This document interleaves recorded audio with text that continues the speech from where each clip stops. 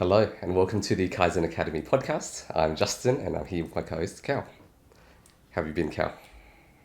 Hello, yo. I've been good. Far out, been a long It's time, been a huh? little bit. It's been a little bit. I think a lot of changes. My background's a little bit different, Cal.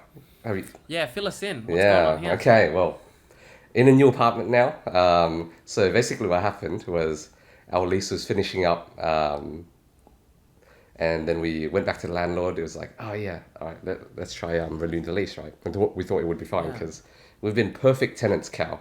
No Mm. issues. But then they clapped back and they were like, "Oh, you guys you got to leave in like 11 days when the lease is up." And then because the landlord wants to sell the apartment, so we were Oh, like shooketh that day, right? It was like a yeah. Monday. We were just like I was just at work, got the message on Messenger, and then I was like, "Oh, okay, that's interesting."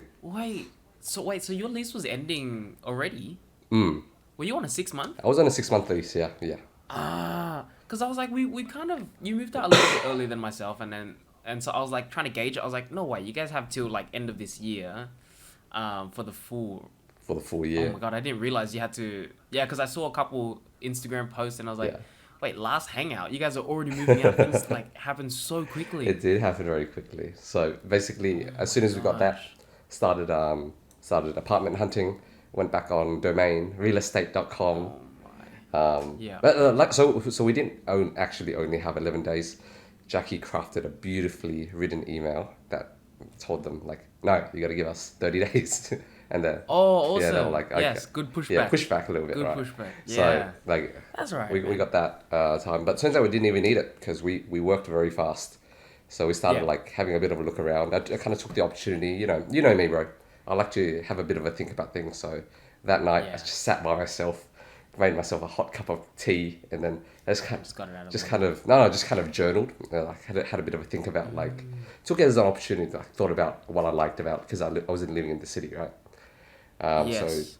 took the chance to kind of think about what I enjoyed about living there, what I didn't quite like, and then kind of had a bit of a brainstorm about what other areas I could potentially move to, and then Yeah. arrived at Burwood being like the obvious next choice actually. Yeah. So Oh wow. Okay, what was this pros and cons? Because honestly, I mean, I have a little bit longer to think about, but hearing that is kind of a nightmare. Just like, okay, get the hell out. yeah, I think moving out was fun. The novelty of first moving out was fun, but making it a chore, something that I have to continually move do, it again. was not something My I'm looking at, like goodness. looking forward to. Yeah, Yeah. exactly. So I'm like, maybe you can give me a couple tips in terms of what you've already thought about, save me some time in that sense. Yeah, I'll share about my thought process. So, pros first. Pros first. Pros about living in the city. Like I was in the CBD, very close to work because I work in the city as well. So it was just a 10-minute walk, and I really like going into the office. So that's going to be the biggest thing I miss, being able to walk to work. But to be honest, like I think it's not that big of a deal because I can still like take the train. The commute's not too long. Very good from Burwood. Yeah, it's very good. It's very good. Like length is maybe like slightly longer, but main thing is not being able to walk to work. I used to I do this thing sometimes where halfway through the workday I'm in the office. I'm like, you know what? You walk home. I just feel like going home. I'm gonna continue my workday from home. So I just get up, Ah, I just yeah, walk, and yeah. then it's like it's fine. So I don't think I can do that as much. It's a bit more of a commitment to go into the office. But to be honest, that's the only big pro that I'm gonna miss because one of the other reasons why I wanted to move to the city in the first place, right, was to kind of be a lot more social, right? It's very easy to like go because there's classes everywhere. There's like dance classes. There's like jujitsu Oh, within walking distance, and also on a night out, like we would be in the city, right? Like drinking or whatever, and then it's nice having a place to come back to at the end of the night and chill out. it is so good. That's Yeah, probably my biggest pro right now as yeah, well. Like, oh, it's 2 in the morning. Let me Uber home like 5 minutes. It's like, yeah. or instead like, what the usual story is. Oh, let me take the night rider because I've missed the last. Oh my Oh, lord, bro, 40 minutes home, never bro. again. That quality of life change was definitely a really big welcome on my behalf. So yeah, living in the city, that was a huge one, and Oh, sorry. it does make things a little easier. You can take the Night Rider home, like to Mascot. Oh no, I mean like I don't need to right, take the night yeah, rider. yeah. Normally, Yeah. right, it's the night rider. Yeah. If you and now I Horrible. can't hang out too late because I don't want to take the night rider. Last What's train. the last train back? Yeah, last train Yeah. this, last train that. Yeah. Ew, right? So in this case, oh my god, just being able to I'm like 2 stops away. So I can log out anytime and I can stay a bit later.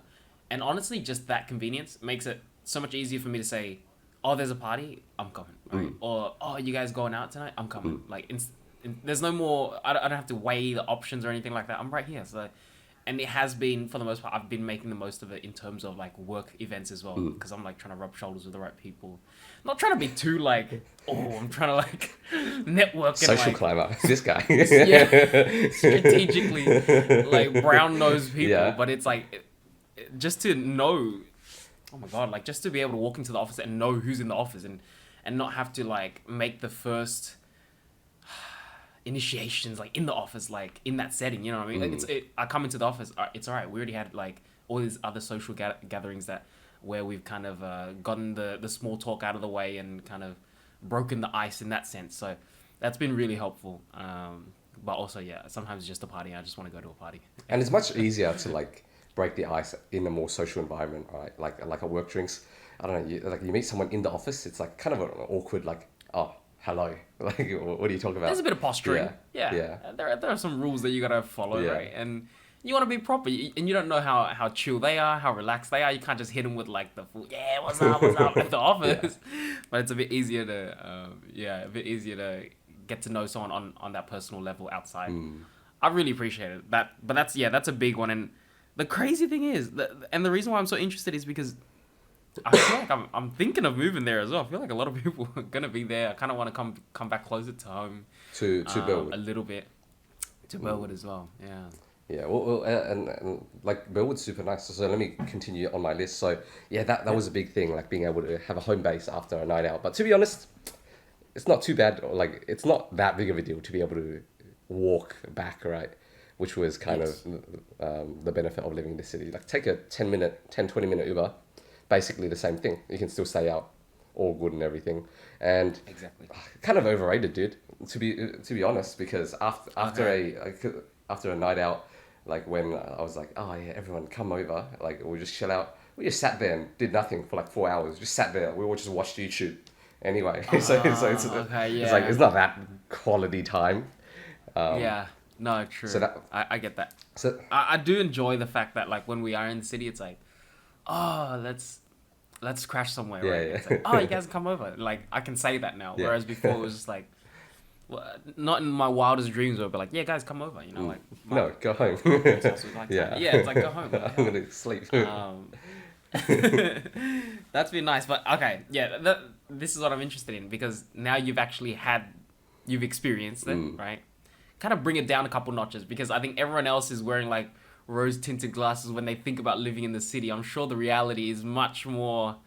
Oh, like there is this issue, there is that issue. Like, put into perspective for us. What's it really like living in like the heart of the city? And you really did. I feel like there is no more heart of the city that you could probably live where you were, right? I think so, yeah. Well, I'll go through one more con. The final con that I'll miss is that the walk was really nice. Being able to walk around Darling Harbour. I like, because I love walking, right? Yeah. So I just walked around the city every day, walked like through Darling Square, Darling Harbour, walked on the bridge, whatever. So I'll miss that, but yeah, all right, let's get to it. The juicy part. Very hard for friends to visit, dude. That was a really big one. Because I guess all of our friends, they kind of spread out, but most people are on the other side of Sydney, in Western Sydney. So it's a bit of a mission to get to like Haymarket, and there's no parking because it's the city. So parking was horrific. Like driving in the city is not like great, and kind of just had the like. I got my fix, right? It's like, once you try living in the heart of the city for a bit, 6 months was enough time. Other cons were didn't have a car. Like we just didn't have a parking space in that attached to the apartment, nor do I think I would want to drive anyway, being in the city.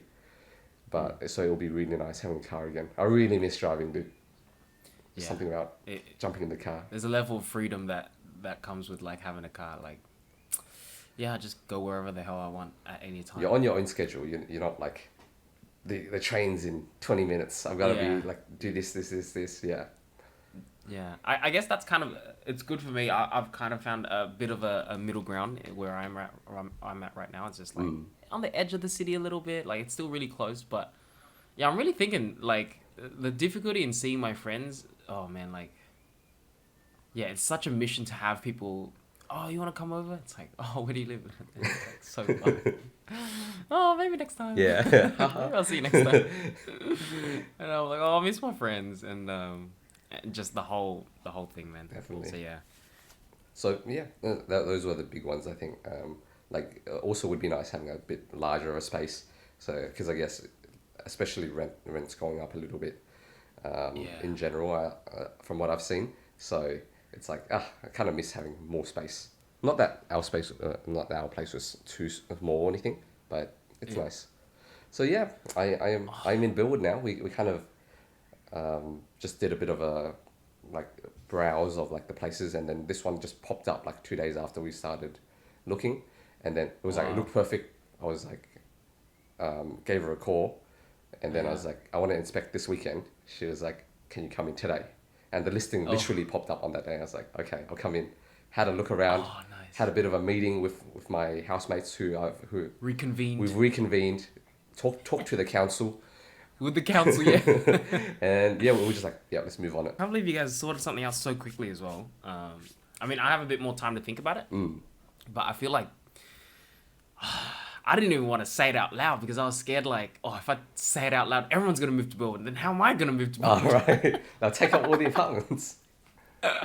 Yeah, man, far out. I've got to get in on it, man. But I'm hearing the same as well. Like, just like rents jumping up for a lot of the people around my area. I've met a couple of people at work where they're like, oh yeah, recently renewed and live around Mascot, Zetlands, and it's like a 20-30% increase. It's like, holy heck, man, like that's ridiculous. So I'm kind of getting ready. Also, maybe I might need to consult Jackie on this because I'm getting ready to write a letter of no, I'm not gonna pay that much extra. You know, like one of those ones. Yeah. I got to see what I can say. And are you on a 6-month lease as well? No, we have a bit more time. We have all the way to December. So Okay, cool. a bit more relaxed in that sense. But man, I really can't imagine because I guess it's so fresh for me right now. It's quite recent. I really can't imagine packing everything up and then finding a new place and doing it all over again. I think I need to like settle in and like chill out until I either, I don't know, like get sick of this place. It's like, all right, I'm so keen to get the hell out, but the whole struggle of moving had been such a big mission. I just don't want to do it right now. Like, it's just too much. I feel like it also gets easier though, just because I feel like once you've done it once, you kind of figure it out. We figured out there's a technique to moving furniture. We call it the train technique now, and it's basically just instead of everyone grabbing a box and moving it to the destination, you kind of have like people in the middle. So you just like an assembly line, kind of like an assembly line, dude. Okay, gotcha. I don't know why we called it. It just stuck as the train technique, but we were just like, okay, just have 4 boys lined up in the hallway, and then you just kind of pass it to the next person, and it worked really well. Like it was very fast to move furniture. Yeah, and I'm assuming that sounded like you got quite a bit of help as well, right? Some people came. I mean, so there's already 3 of us in the apartment, and then we had one friend come over and help us out. So yeah, we did all the moving yesterday, so I'm pretty tired, dude. Yeah, what the heck? We just rented a big van, loaded it up, everything up, and then we had to do 2 trips because we've got a lot of furniture now. Yeah. So yeah, in the new apartment, and that's that story. How are the boys finding it? It's good. We're not unpacked at all. Like, so everything's still in boxes, like huge. we just started using garbage bags as our method of carrying things, just because there's so much volume in them, and then they're pretty sturdy, especially if you look for certain ones. So we found it to be very useful. Nice. Underrated. Very underrated. Garbage bags. Yeah. Oh my gosh, yeah. Honestly, just can't imagine like doing it all over again. But fingers crossed, things are a little smoother when the time does come. But that's crazy. Like last time I saw you, did not, because I didn't really, yeah, like I was mentioning earlier, I did not expect things to happen this quickly. I was like, it felt like etiquette. Like let's say your lease did end at the end of this year, your landlord tells you now, like 8 9 months earlier, like, hey, I'm thinking of selling it. You know what I mean? So then you have like a while, not like, hey, I'm selling it now. Yeah. Get the hell out of my Leave. face. Please leave. Yeah. Right. Are there no laws around that? Oh my gosh. I think there are. That's why, like, when we pushed back a little bit, they were like, "Fine, it's whatever." But I think if we didn't know better, then we might have been like tricked by the landlord. But yeah, that's us. What about you, Cal? Anything new happening with Congratulations you? on the new place. I know you Dude, went to Melbourne. just on the. Oh yeah! Oh my gosh! You had to remind me. It's been a while. It's been so long since we've managed to like just link up. But yeah, we went to see Formula One, and I went to Wow. see Formula One for the first time. I mean, it was a group of like a bajillion people. A lot of us came down. I think half of Sydney was down there. Just half of Australia was there. Flying down was ridiculous. I think that was ridiculous. Like, we got to the airport, domestic airport too, and like you never. See, I'm still. This is how you know I'm still growing up. Like, I still don't really know the proper etiquette. Okay, if I have a flight at this time, what time should I rock up? Because it changes. If it's an international flight, it's this. If it's a domestic flight, you can probably get away with certain things, right? So I was like, still, I didn't know what time to get to the airport. We got there like still an hour and a half, 2 hours early, and the line was like for security screening was just like snaked through the whole building all the way out into the car park, and it snaked around, and it was just like a really long wait just because everyone, I think it was the first week of school holidays as well, so everyone was trying to fly down to Melbourne or just try to fly out of Sydney. So that was really hard to get out. Flew out and then got down there finally after all the delays and everything like that. But the weekend was quite good. I think it's one of those things. Maybe renewed my love for the sport a little bit just because I've been watching it for so long. In terms of, okay, I say for so long, 2 years, 3 years or something like that, like just virtually or just on TV. But seeing it in real life, there's definitely like a visceral experience that comes with it, and it gives you kind of chills a little bit just seeing them. And I've been trying to make the campaign. I don't know. It's just for anyone who hasn't. I think we have such a privilege to have Formula One, such a massive spectacle, an international spectacle that happens like in our own backyard. It's like, why not make the most of it, right? If you get the chance, man, go for it. If you live in Melbourne, oh man, come on, that's a no-brainer. You know what I mean? And so even it's like it's a bit of a festival. It's kind of like a rave almost. Like you go in. Obviously, there's a central kind of like event. Everyone's racing around the track, right? But there are so many events that happen throughout the day, and there are so many stores and so many other things that they've set up just to kind of keep you busy and keep you entertained for the whole day, because you do come there for the whole day. And the actual event on that day is in like 2 hours, 3 hours, or something like that. It happens over the weekend. And yeah, I think it's one of those things. It's, you know, it's in our backyard. I would recommend anyone who has the opportunity. And obviously it's a bit expensive, so if you do have the money as well, it's quite interesting. Like one of the things that stood out for me, my highlight of the weekend probably was I think when the race started, pretty much. At home when I watch it, when the race starts, it's already quite like exciting. I'm like that type. I'd run out of the bathroom, try to get to the TV in time for them to go 5, 4, 3, 2, 1. Oh, the lights out, and things start right now. I'm already anticipating quite a lot. But when it happens in real life, I didn't even stand like at the start line. I was like on the other side of the track, and so it's really busy, and like everyone's talking, and then they have massive TVs everywhere so you can actually see it, obviously, because you only stand at one part of the track. You can't see the whole, like, everything that's going on. You only see like a small slice of it, right? So there's massive TVs, everyone's talking, and it's super busy because there's like a bajillion people there. But then the second it starts, I think the really cool thing is everyone gets on the same page and just shuts up. Like, it just goes dead silent, and like you can hear the cars come around because I'm on the other side, so I'm waiting for them to come around to my side, right? And it's just everyone's talking, and all of a sudden, like, I don't know, it's just like like a vacuum. Yeah, something just steals all the noise out of the air, and everyone just super quiet. Everyone has their phone up, and it's just like slow grumbling. It's like fighter jets slowly coming in, and it's just super, super, super loud. And they come through, and it's just like massive noise. And I think that in itself was like so chilling. Wow. Already like already very worthy. You know what I mean? I was like, okay, my weekend. I'm like, it made my weekend. I'm happy. I got my money's worth, kind of thing. And it felt like one of those things where any kind of average casual fan can really enjoy. It's like a very unique experience in that sense. So yeah, I had quite a good weekend with Formula One down there. Did you get to Got some merch. Did you get to meet any of the drivers? Like get a photo or No, anything? so that's the thing. Yeah, no, I think so. There are a couple levels to it. You know, like if you gotta make sure you pay for like the paddock pass and like the VIP section so you can like run into the drivers as they like make it to their garage and things like that. I was on the peasant spec. I just had like the GA general admission. I was just walking through the paddock. I mean, walking through the field and like not really doing much. Yeah, so a lot to learn from that experience. Like a lot to learn because you can either get like seated tickets or you can get the normal tickets. And if you get normal tickets, you really have to fight for your position. Like you have to come in early on that day and Push like people out of the way. set up your camping chair, Yeah. kind of, yeah, really, and like get down and all right, now I'm sitting here for 6 hours waiting for the race Yeah. in the sun, baking in the sun, and like you have to eat the crappy food there. That they'll charge you like $100 for a hot dog because they know you're stuck in there, like you can't Where really you do gonna anything eat? else about it. Yeah, exactly. Right. What? Drink some water, bro. Like, so there's a struggle. I think there's a lot to learn from that experience, but the general consensus with everyone was just like, oh man, can't wait to go to my next race. Wow.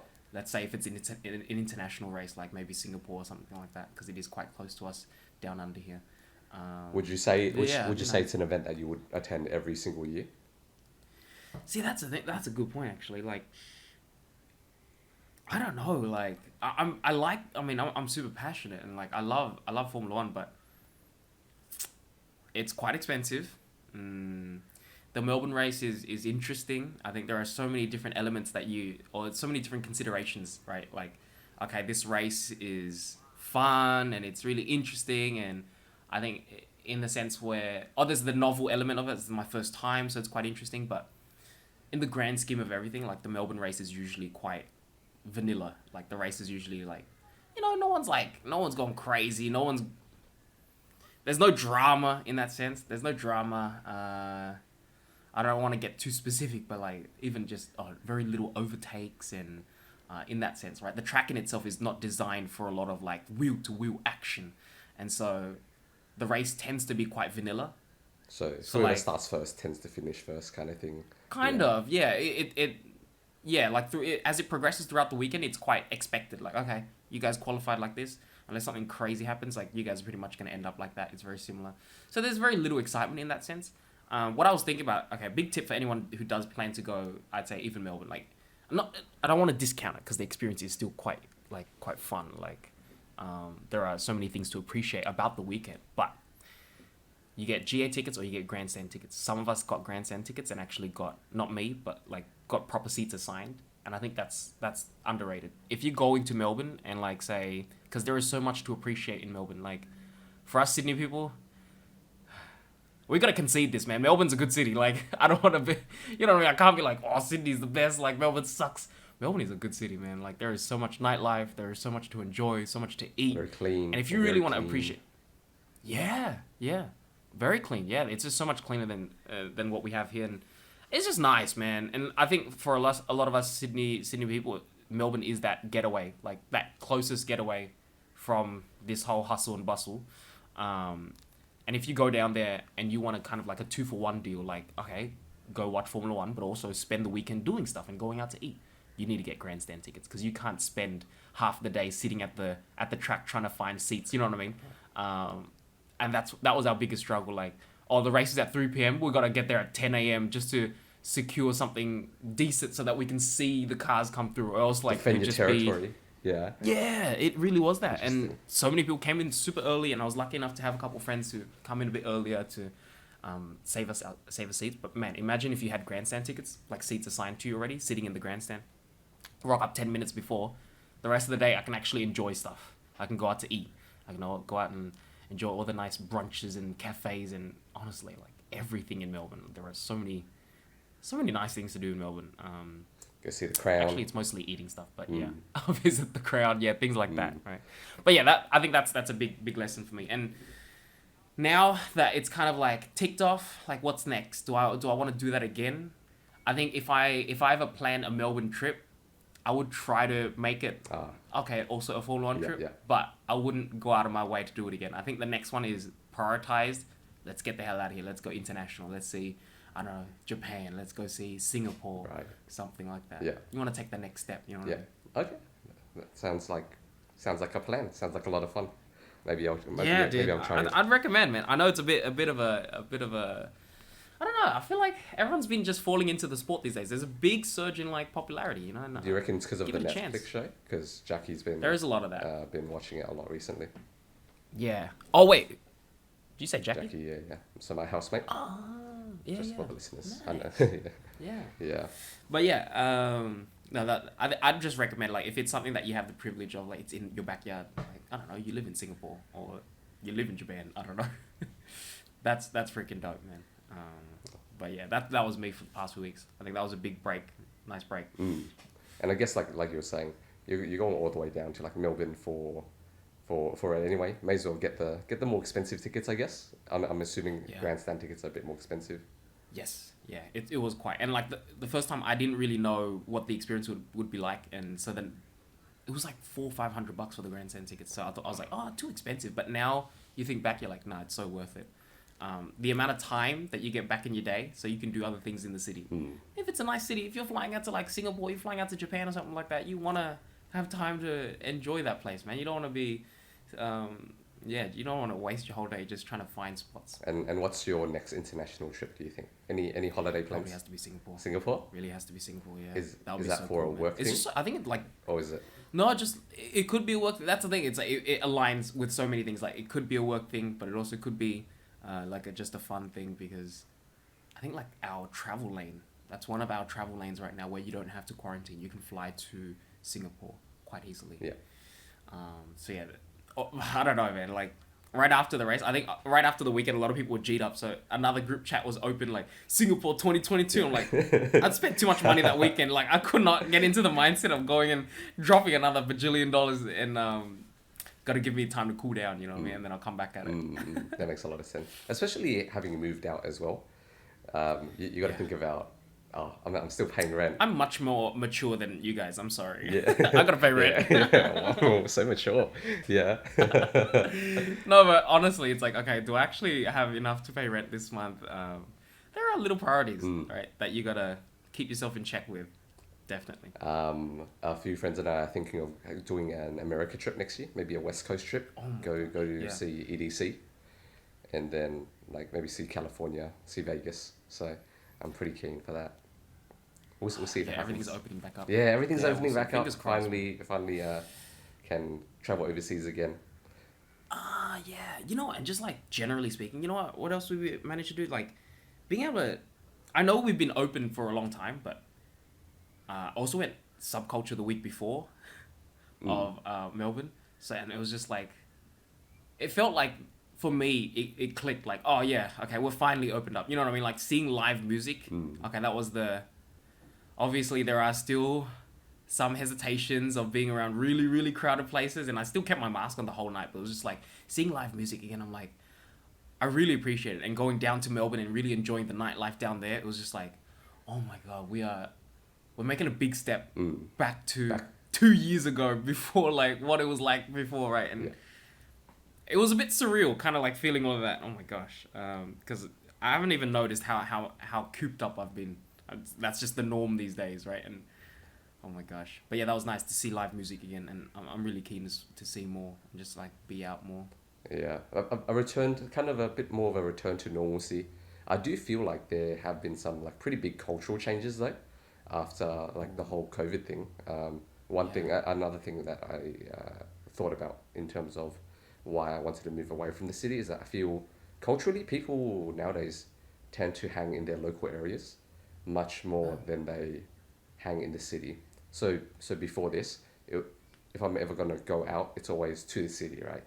It's like, oh yeah, like the default place to meet friends or whatever is go to the city, hang out. But now I think people hang out in the suburbs a lot more. So like Burwood, Chatswood, like Eastwood, all of the woods, Cabramatta. Oh yeah. And it's pretty interesting. Just slide that in there. I love that. Yeah. It's like all nice places like Chatswood, Eastwood, Burwood, Cabramatta, Yeah. Karma, Yeah. Kellyville. Kellyville. I'm definitely not making a campaign for Yeah. myself. Bro. Metro it. Metro, whoa. Gone really far Yeah. out. I guess they're kind of similar. No, for sure. I think I heard that from a lot of people. People saying like, even though things have opened back up, like Sydney's nightlife did not really come back. Like the CBD nightlife did not really come back. Things are still quite dead out here. So the hype is over, guys. Do not move out to the city. It is not worth it anymore. Like It's okay. Yeah. there are other. It's Yeah. okay. It's honestly. not like I don't think it's worth the premium, especially if you can work from home and everything. So yeah. Any do you feel like any of your habits have changed ever since COVID hit? Oh my god. I mean, it was also like been a very It's just been a while. oh no, it's just been don't worry, sorry, don't worry. Let me I lost my train of thought. Oh shit! Sorry. Yeah. Have you noticed any changes in your own habits since COVID hit? I feel like honestly, if I sat down and audited everything, I'm a very different person to like 2 years ago. Just how you carry yourself in public and stuff like that. Interesting. I can't really think of it off the top of my head, Yeah. but Do you feel I don't know. do you Like, feel you're a bit more of a homebody? Because I feel like a lot of people I've spoken to have said that they're like, oh yeah, I tend to just stay home a lot more. Like okay with just having a night in, like, and not doing too much. oh really? I don't know. I feel like I'm a bit of the opposite. Gone the other Like, way. I've been craving. It's like, yeah, I'm like, let me out, "Man, let me out. Yeah, let's go out this weekend. We're going out. Yeah. We're going out. Let's go get something to eat. Yeah, you know what? I'm gonna take that. I think. I don't know if it's just like coincidence, but it really does feel like every week has been like, oh, we're going out to eat. We're going out to do this. We're going out to do that, and I'm a bit more inclined to do just that, like go out. Interesting, yeah. And I feel like it does come from a place where I'm like, I haven't been out in so long and haven't been. So any chance I do, it's like, just say yes. You haven't been out in a while. Just say yes. Like I lean towards that a lot more, and I kind of just miss everyone. So No, makes a Yeah. lot of sense. So Yeah. I guess you could go that way as well. I feel like I'm very similar to you. I've been, because I'm very extroverted. I like to go out and stuff. So I've gone similar. It's like, yeah, I'm just going out like every single day now, because Yeah. I finally have the opportunity again. But I feel like one thing that I was thinking about recently is that my social skills have improved significantly since COVID started letting up, and I think it's just from just interacting with people more, like obviously, right? But being just cooped up in your house, like in my house, and then just like being on the computer all day, I feel like your social skills kind of decay after a bit.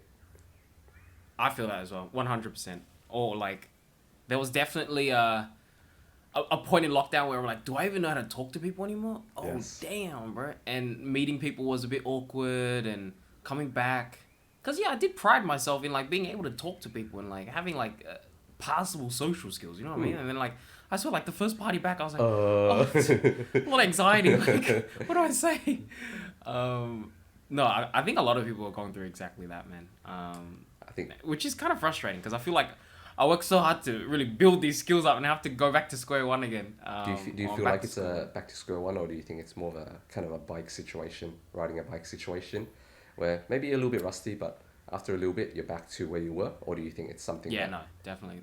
It's muscle memory. Like it did come back, I think, with enough exposure, but like it just sucks that I had to kind of go through the pain of just awkward small talk and not knowing what to say and going through those few stages just really quickly. It didn't last very long, but I think it was compounded by a few things though. I think it was compounded by, you know what was big for me? What? Just greeting people. I didn't know how to greet people. Like, oh, do I shake your hand? Oh, wait, no, we don't shake hands. that anymore. is like, true. oh, is this elbow touch? And I Yeah. was like, bro, like, What's what is going yeah, on? what's the Like, go I've got to now? add so much to my repertoire. Like, yeah. That's a very interesting one, because I feel like nowadays some people still prefer the fist bump. I feel like a lot of times people have gone back to the handshake, but you never know, right? And you don't want to make the other person uncomfortable. You want to be like, go for a handshake, and they're like, nah. dude, so many like rock paper scissors. Like, I'm going for the fist bump. He goes for the handshake. Yeah. We swap it around because we're like trying to be Grab their fist, considerate. yeah. Yeah, like so many times I've had my fist grabbed, man. And we're just like, oh yeah, that is it, man. Yeah. Like, let's just like pretend that never happened. Yeah. But you know what? I think people are a bit more. I feel like the fist bump was a bit not as socially accepted before, but now it's like very socially accepted. The fist bump. It's like, what's up, bro? You know what I mean? Even in a work environment kind of thing, it's like. That's what I was thinking. I was thinking that. I was like, I've fist bumped a lot of older people that I did not expect to be fist bumping around work. Definitely. I was like, oh, it's like, that's just how it is now. Yeah. Do you feel like do you go into the office much nowadays? I try to. Yeah. I kind of I took a page out of your book and I was like, you know, it really is. It's so helpful, man. Like, especially for my work, small things like the non-official things as well, and when I say non-official, I just mean like we have a couple mentors at work that just kind of help show me the ropes, you know what I mean, and they have to manage so much on their plate already, so they already got to figure out, you know, they got their own responsibilities, and sometimes it's very easy online to just forget that I'm their mentee, and I'm like, hey, I'm still here, like I'm still really keen to see you do this and do that, and like all this nonsense, right? And it's hard because I don't want to be that guy always, oh, do you have any meetings I can like sit in? Or do you have any, and like just pinging him every single time, or pinging my mentors in general. But like being in the office, holy, changed the game, man. Like They just see you, and I think it's that's like why they remember, like, oh, I've got to do that. it literally, Yeah. dude, that was it. That was exactly it. I was like, I'd come in more often, and he'll be like, go, I have this thing, like jump in, right? And it's not even because before I was like, oh, does he not like me? He doesn't care about me. He doesn't care about me. But he just has so much. He's dealing with so much, right? He has his actual job to worry about. And then, you know, the mentoring stuff like sits on top. And so I found that to be so much easier. And so much easier. I mean, it's obvious, right? It's like, duh, it's so much easier. But one of the other managers I was talking to, which brought up something kind of interesting. It was just that when you set up, like, you can be as casual as you want when you go, oh, yeah, you know, anytime, just throw 30 minutes in my calendar, talk to me anytime. But whenever you set up like an official calendar for a meetup online, there's always like a pretense of an agenda and the pressure of an agenda. Like, why are we talking? What's this? Like, could you you could have just point, like instant message me or something like that, or maybe you want something out of this interaction, and it adds that level of like a transactional element to it, and it kind of takes away from the natural experience of just networking or of just meeting new people. You just want to bond a little bit, right? Yeah. Exactly. Whereas in the office, I'm like, I'm going down to get some coffee. Anyone want to come? And we end up just sitting and talking with people and stuff like that. Or someone's like walking by, you just like have a quick chat, catch up. It's like, oh, how you doing, kind of thing. Yes. Wow, I feel like when it was purely online, you really miss that. And to be honest, I'm one of those people as well, where when there's a meeting, I'm very like to the point. It's like, okay, we're going off topic. Let's get back to it. Or like, really, if someone tries to make small talk, I'm just like, I won't really make it. I don't know why I do that. It's just like a habit I've built up. No, you know what it is? It's because I don't enjoy doing small talk that much online. Yeah, I much prefer in-person chats. I mean, I'm enjoying this chat, right? But it's like I feel like it's because I've known you for a long time, so it feels very natural. Yeah. Whereas someone that I don't know too well, like a coworker, just sitting there trying to make small talk it's not too fun. It's not too fun. It is. It's difficult in that sense, and I wanted to look. I will give credit where it's due. Like a lot of the people that I've spoken to at my company, I feel like they've set a certain tone where it's more acceptable to, hey, throw 15 minutes in and we'll just catch up. And so I've done that a bit more often where, you know, these people are definitely a lot higher up, you know, on the food chain, and I'm like, hey, do you want to have just a chat? Like, I know we spoke like 3 months ago, and I just want to kind of, you know, we had a good chat, and we kind of like, yeah. But, you know, that's the thing. It's like, okay, now why are you talking to me? Like, are you trying to make moves? Like, what is this? Like you said, social climbing? Like, what's going on? And there's always that I don't know, man, like that anxiety of like an ulterior motive. So I really appreciate being in the office. It really is. It's still underrated because I know it's obvious. Like, obviously you go into the office and it's that much easier to see people in person, but I still think it's still underrated, man. Like, you come in and the amount of opportunities that really opens up, it's just people just, you know, just run into people, and then you just get to talking, and then things lead to this and lead to that, and then, oh my god, now I have another mentor, and this guy wants to pull me into this other meeting, and like so many experiences that I would never fall into, I just fall into because I'm just there, right? And I've gotten a lot of tips where it's like, I think the first day when I came in, one of the mentors that I was already assigned with, he was like, sit in the middle of the office, sit right at the center where there's a lot of foot traffic, and then make yourself known that you're sitting in the office. Yeah. I'm like, okay, this is really good. This is really good. So I sit right there. I'm like, some people walk past and they say hi, and then like, if I get a chance, I introduce myself and things like that. I love that. But yeah, these small things. Oh, bro. You know what? There are so many of these small things. That's what I've recently realized. Like, in terms of making it, moving through your career, there are so many other small things that you got to build around yourself beyond the get the job done.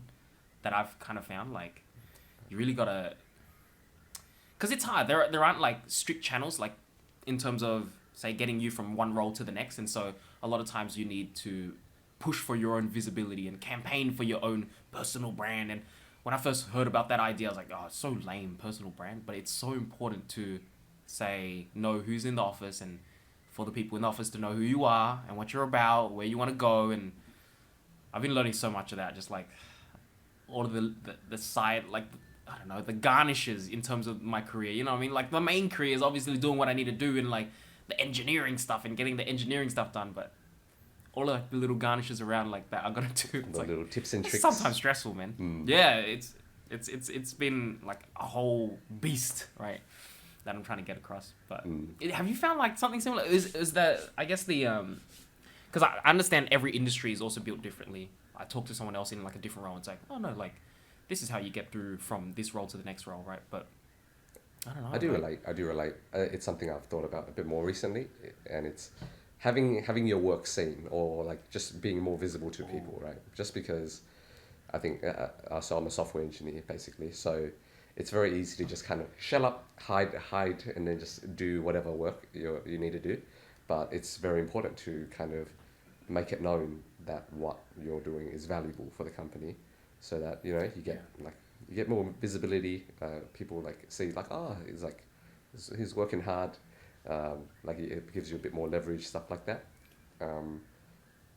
So yeah, I've thought about it. Yeah, like and it's interesting to me because we said this, or we've said this like time and time again, but like I feel like one of the first times we ever came across the topic of what's so important, or what's important, like what are some of the things when entering the workforce, and you know how to play the game of the workforce, I guess, and being ready for the workforce. And it's always like being able to work with other people is important, right? We were talking about, oh, you know, teamwork's really important, and as like shelled up of a role as a software engineer, which I feel like in the grand scheme of everything, software engineers can be quite shelled up. You can very much like do your job quite well, get so much done, and not really need to interface with a lot of people. But at the end of the day, it's like you still don't want to do that. Like you still don't want that to be your MO. Like you still want to make sure that you're making a push for, oh, this is what I got done this week. This is my impact, right? And because they can't be like, your managers can't be across everything, and if you're not doing it, no one's gonna do it for you. It's very hard in that sense, and it's because my role, I feel like I understand that's the territory. You know what I mean? You're a sales engineer and things like that. But even with a software engineer, right, where a lot of people go into that role thinking, I don't need social skills. I don't need to put like a single ounce into knowing how to talk to other people. I love to code, and it's like, it's really good. Yeah, like, you know, all your algorithms and things like that, but it's that career progression, like, or just, you just flourish so much more when you add that to your like your toolkit, you know what I mean? Agree. Like I think it's good to think about it from like just say your manager's perspective or something, right? It's like they're not going to sit there and just have a bit of a think about, you know what, Justin has been doing a lot of work. He did this. Let me go through his old tickets and have a look at what he's been working on. You got to make it easy for people to see like your like what you've been doing, like the stuff you've been working on, like how have you helped the company or whatever. So Yep. I think you're right, Kel. Yeah, small things like that, like, because especially when the work is so, if it's not monitored, it goes under the radar, and like, man, you're putting in so much effort, and you want to make sure that you're rewarded for that stuff, right? And like, yeah, I've been speaking to so many people that are a little bit older than me who've gone through my personal program, the program that I'm in right now at my workplace, and they're really teaching me the ropes, like making sure that I have like frequent checkups with like my managers, and I'm talking to them. There's like open communication, and if there are certain things that I want, I'm always like speaking up about it, or my efforts are, you know, what's a small thing, like like just talking in the group chat more. Like, Interesting. oh, I need help with this. You know what I mean? Yeah. Oh, let me help you with that. Let me help you with that. Let me let me put my name out there. Let me help you with that. Like putting my name out there and showing people that I am coming through and I'm helping out Ready with to this help. and with that. Yeah, and like, you know, the manager's in there and like they see you. You know what I mean? Like you want that visibility. And I also met just someone else who, because we have we have an office in Melbourne as well, and a lot of people move between two offices. And I spoke to someone who moved up from Melbourne, right? And one of the, I guess, one of the pet peeves that he had being down in Melbourne was that he did so much good work, but all of the managers were in Sydney, and so he had very little visibility. Right. And so he moved up recently just to kind of get more of that and working at, and even that in itself, like the decision to move to Sydney just because, right? You open so many doors when you come here because the managers are here. The people who can actually, I don't know, like influence the trajectory of your career, they're actually here. The guys who can actually make those decisions.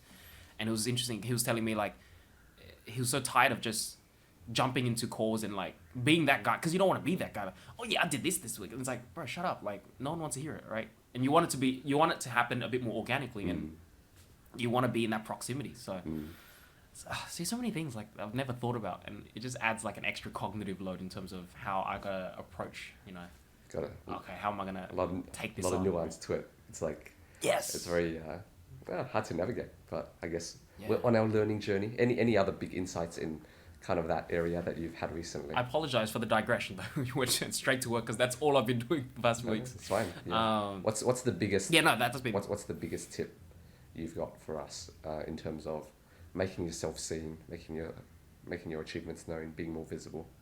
If you were to give, I think there's one tip. Oh wow, one. Say I'm a shy software engineer, which is me. No, you're not. You lie. In the same breath, you just said you're an extrovert. Yeah, I am an extrovert. I do like to lie. Run the tape back. Yeah. Yo, what a menace! What the hell? Yeah. Okay, say I'm a shy software engineer. Don't really like going into the office, and then feel like I'm not being seen. You know, like my achievements aren't. Like I'm feeling a bit salty because that guy over there, who I don't think is as good of a software engineer, he's getting so much more, a lot isn't he? more. He's doing a lot better because he's very talkative. You see that a lot. I think so. That's not even like an edge case. You know what I mean? That is very common. I feel like that is extremely common. Especially if you're not very assertive. Yes. Good point. One. I think in the grand scheme of what's happening right now, like with the pandemic and with the work from home stuff, just making the effort to come into the office, especially if you're early career. I think if you're early career, it's so much more important. These guys who are deep in their career, all right, they already know everyone in the office. They've already established the connections and relationships with everyone. It doesn't matter, okay? They can work from home perfectly fine. But I think early career, if you are still finding your rhythm at work and where you say your position in the team, your impact and what your role is, I think it's so important to just be in the office. Excuse me, but that in itself breaks down a lot of barriers. I think there are also so many like struggles that we haven't figured out with like the online virtual space. There are still like we were just saying, right? When I set up a meeting and to see someone just for a quick 15-minute catch up, there is still like an inherent agenda. It's like, what does this guy want? And that barrier really prevents you from just speaking candidly and speaking freely and just having like a nice conversation. But also like, I found like just normal messaging is difficult sometimes. Like not everyone messages the way that you message. Some people message without emojis and stuff, and it stresses me out. I'm like, am I in trouble? Like, why are you mad at me? Why are you angry? And then you meet them in real life, and then you're like, oh no, he's not actually angry, or she's not angry, or whatever like that, right? I've done that before. Like it's like I'm stressing out. Like my manager was very curt with me, like over Messenger. Like, why is he upset? Like, jump on a meeting with him, and he's like super happy. He's like, oh yeah, how you doing? It's like, oh. I didn't want to say it, but you said it, so I'm gonna say it as well. Yeah, it's with my manager as well, and I'm like, oh, like I always have this misunderstanding. I'm trying to learn to communicate, like being able to code switch, right? Oh, that's fire. Being able, like I've found a lot of people who know how to code switch. Like they talk to a certain person, they understand they very quickly pick up on what's the etiquette or what's matching their energy kind of thing, right? Yes. Yes, and I think those chameleons, they do really well, man. Like, those snakes. It sounds like I'm straight throwing them under the bus, but I have a lot of respect for those people. I'm like a lot of admiration for people who can do that, and yeah, like same man, like You know what though? I don't know, yeah, I feel like texting, like talking over chat, is a skill you've got to build. It's something I've actively been trying to work on recently, and it's like I feel a lot more natural now, just because a lot of times at work over Slack, I think I come off as a bit of a prick, like I come off as a bit of a dickhead because I'm very like to the point, very like yeah, very very blunt sometimes. cutthroat. Oh, Maybe not that far, but it's like because I also read a book about like writing, right? And the whole thing was kind of about making your sentences more concise and less flowery and very very yeah. to the point. So, and I kind of take pride in that because I've practiced it a lot, and then like I feel like my writing is very like to the point and very like very Yes. effective in getting Your messages are extremely concise. um You know what? You sometimes give me my manager vibes. really. When I get messages from you, I'm like, it's just a matter, bro. Oh no, I'm not mad, bro. But obviously, I know, like, Yeah. we jump on the call, and it's Yeah. like, oh, obviously.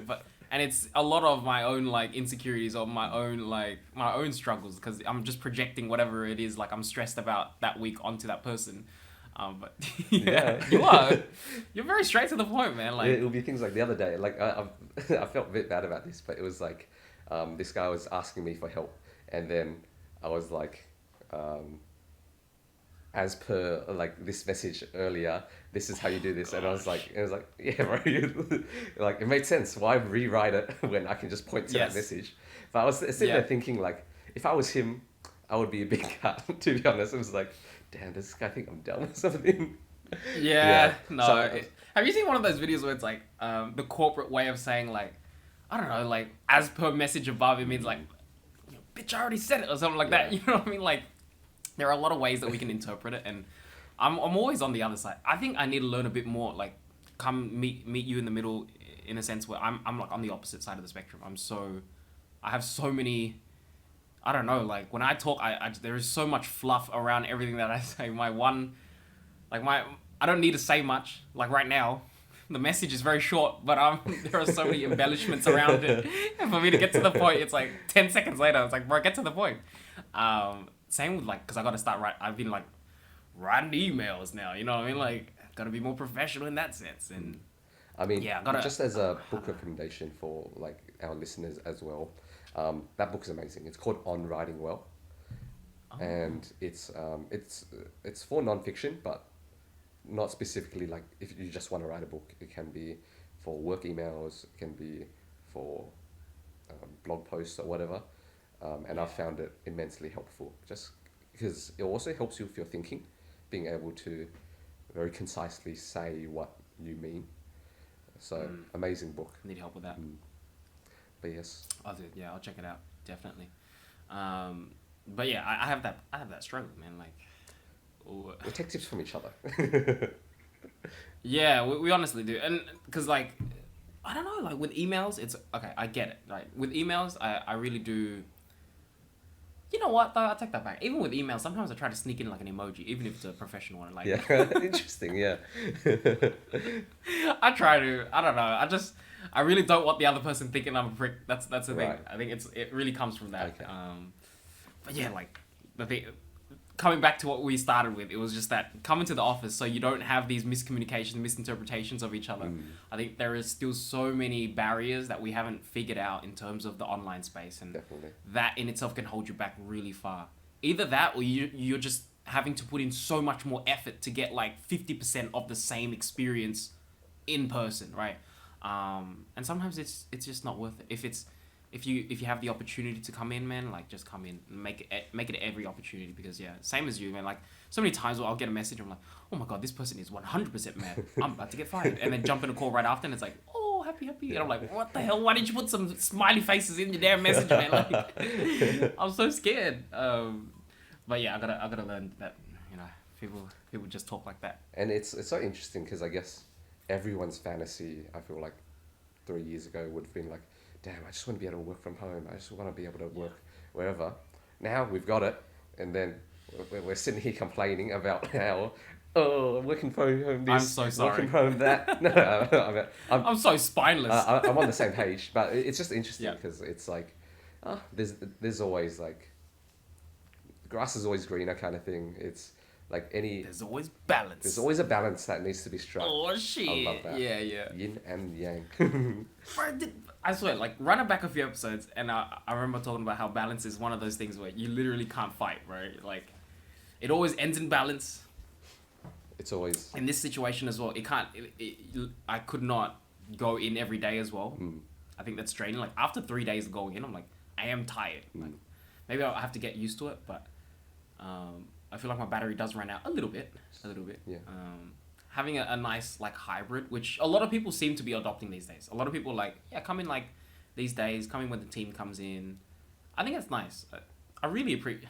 balance. Hybrid is good. Yeah. It's so one thing I think like you were saying, just on that thought of we're still trying to figure out this remote work thing, is that I don't know what companies are going to be doing once they kind of realize people are not going to come back into the office, right? Because what's really nice right now is you've got these massive offices built for how many people, and only 20% rock up. Yeah. I'm going to be a bit sad when they start thinking, or maybe they might start thinking about, you know what, we don't need a building this big. Like, we might start downsizing or something, and then, like, I've heard rumors of companies already doing that. I think so. Yeah, it makes a lot of sense. Downsizing. Yeah, A lot of companies are already downsizing. Just because I kind of hear, like when I come into the office as well, I hear like, oh, this company's moved into the building, or this company's moved out of the building and stuff like that. And I'm hearing a lot of murmurs of like, oh yeah, we don't need this capacity anymore. We're paying rent for just not what we need anymore. And so they're downscaling in that sense, and they're moving around finding more optimal places. Because it is expensive, man. Holy hell, these offices, they run the aircon, they run like all the electricity and all the facilities that they have to kind of put in. rent. But I don't want them to like, cut everything out, you know what I mean? I hope it stays an option for the most part, and it really like it remains as a viable. I guess in my industry, it's always you're seeing clients and stuff like that. You always have to. But like I don't know, I think it's a nice change of pace. I'm sure even the most closed up software engineer really appreciates the change of pace from home to like once in a while coming into the office, like Once in a while, yeah. coding in the office and being with everyone. But I might be overstepping that. I know. Yeah, I know some people who are like, I don't think I'm ever going to see them in person. There are some people that just From the day you sign the contract to the day you put in your 2 weeks, like Yeah. have not seen my first. Oh, that's nuts, man. I don't know if I could do that. there are a lot of people like that. I think it's especially older people. They just don't care anymore, right? They just like Yes. don't want to make friends. I just want to like Understandable, work. you know what? I've Like, gotta look after I my see kids. myself in 10 years. Yeah, I see myself in 10 years. I'm like, I got better things to do. Right now, I'm still trying to like build out just find new people and just like, I get so excited when I meet new people as well. That's the thing. And right now, I'm in that stage of my life. I'd say like the stage where it's just like, any chance I get to meet someone new, just with the chance that they might be a really cool person and we might click and we might be like best friends or something like that. I really take that, like I really cherish those things. So I think I personally push for it more, but I can see myself in like 10 years and like, yeah, I got all the friends and friends and family that I love in my life so much, and that's already more than enough, you know what I mean? And I want to put more time and effort there. Hell yeah. Definitely. One topic that I wanted to bring up is an idea that Brandon like talked about actually, and it's the idea of in any conversation, there's always a pusher and there's always a puller, in terms of, and I found that really good way to think about things, because I feel like a lot of times our interactions, I'm very much more of a puller, I would say, and you are more of a pusher. But I feel it's important to be able to flex both muscles. Yeah. Because I ran into a situation where I needed to be more The pusher. more of the pusher, and I was very out of my depth because I'm normally a puller. I feel I'm a very good listener. So what a puller means to me is someone who asks good questions, give good prompts, like kind of is able to prod the other person to talk more, is able to get the other person to open up, and that's kind of I feel like my main mode of interacting with people. You feel comfortable like that. Yeah. I'm 100% a pusher. Or I feel like I came out the womb a pusher. Yeah. I feel like that's my natural default setting as well, Interesting, right? Of just being I haven't been diagnosed yet, but maybe it's my ADHD. Like, I don't know. Because I find myself talking a lot, man. Yeah. And yeah, no, 100%. And the awesome thing is with like the style of work and the training that they've given me for my type of role is that learning to say talk to clients, it's a bit more scientific. There's a bit more of a method, making sure that you're not always a pusher, right? Because you're supposed to hear out their solutions and things like that. Sorry, hear out their problems and things like that. And so honestly, if I look back over the last 6 months through the training that I've had, even year, I feel like I've become much more comfortable doing both now. And like I've learnt the ropes of being a puller a bit better. It's still not like it's not my dominant arm kind of thing. I still feel like when I panic, I'll default to a pusher. I'll default to an oversharer, and I'll fill the dead space with just random things that run through my mind, and I'll just talk your brain off and like kind of thing. It's so interesting because I'm the exact opposite. When I get nervous or something, I just clam up instead. So I can't imagine what it's like to be able to just talk exactly about exactly what you think. I'm very interested in this actually, because I feel like when I think to myself, they're not in full sentences, so I can't. They're not even in words really. It's just like thoughts. So I can't just say what I'm thinking because they're not in words. It's like I'm just playing around with ideas and stuff, but then they're in different forms. So do you talk to yourself, or do you think in very clear sentences? Oh man, this feels like a therapy session. This feels like I'm about to be diagnosed with ADHD right now. Because when I think of my own brain, it does feel like my brain inside is running like turbo overtime. You know what I mean? Like ideas are being crunched through very like rapidly and also being put together very quickly, so that I can like if I spit out and just speak with no filter, it at least comes out like somewhat coherent, and there is enough to fill the dead air. There's always something on my mind to throw out. Wow. Oh man, I'll talk to my therapist about this. Yeah. I'm gonna bring this up. But yeah, I think I do believe that I do have a bit more, I guess in my mind, like what makes it easier for me is in scenarios where I get nervous, I just kind of like open up the floodgates. I don't really put in any effort. I just open the floodgates and I don't filter myself, right? And that is my comfort zone to me. Like I won't shut up kind of thing. Whereas sometimes where I have to kind of like walk on eggshells and filter myself out, that makes me a bit nervous, or that kind of impedes on my ability to socialize a little bit, because it kind of like breaks up my thoughts, and it just generally breaks up my thoughts, and it makes it harder for me to hold conversations. But I've been learning to do both, because it is extremely critical, and like I'm extremely happy with where the progress that I've made. I remember like talking to a friend, a really long conversation as well, and it was a really serious conversation. And at work they teach you when you're talking to clients to like really take in as much information as possible and process it on the go, and obviously they give you a lot of problems, and you want to come back with solutions in that conversation, and you want to say learn to funnel questions and identify problems that they don't even know about, and like all these like different, I guess, all of these different methodologies to help you hold a conversation, and be more of a puller. But one of the things was like learning to write notes. Oh, sorry. Go ahead. It was just like one of the things that we learned was just, and we practiced, that I had to practice because I wasn't really good at, was just like learning to listen and write notes at the same time. And like, and that in itself helping me to like, when the conversation is extremely deep, help me circle back to things that I might have missed, right? And I found myself doing that in like personal conversations as well. We had a really long and deep conversation, and it was about like personal things, right? It wasn't really a professional thing, but I was like, holy, there's so much to unpack here, and I want to make sure that I don't discount the things that he said to me, and I want to touch on everything that he shared with me. So I whipped out a book and I just started writing notes, and I was just like, far out, it really helps. It really does help in that sense. And like, because we'll get like so tied up in something that he just mentioned, but then there is still something super important that he mentioned 10 minutes earlier. I want to circle back. And I was like, wow, like that I'm very proud of, because they've been training me, and I've been like really, learning to be that puller, because before my brain would just attach to what is immediately said. You tell me this, I'll attach to it. But then you tell me something else, I'll forget everything we previously talked about. But like, just small things like writing little notes. I would like write little dot points like, oh, I really want to touch on that. I'll come back to that in a bit, and things like that. I've been trying to like, and ask more questions, right? Okay, let me ask more about this. Let me query more about this. Yeah.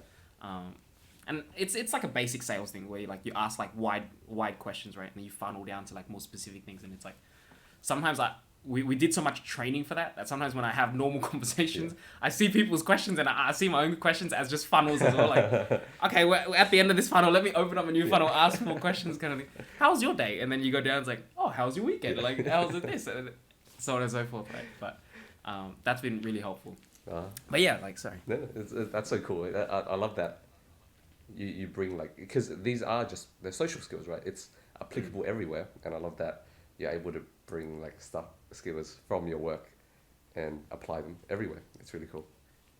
Yeah, but in that sense, like it is very interesting. I am a pusher in that sense. I don't know where it really comes from. I've just found that to be like my, I don't know, way. Do you feel that the training that you did was much more puller focused, or do you think that It there was. was did they do any pushing training?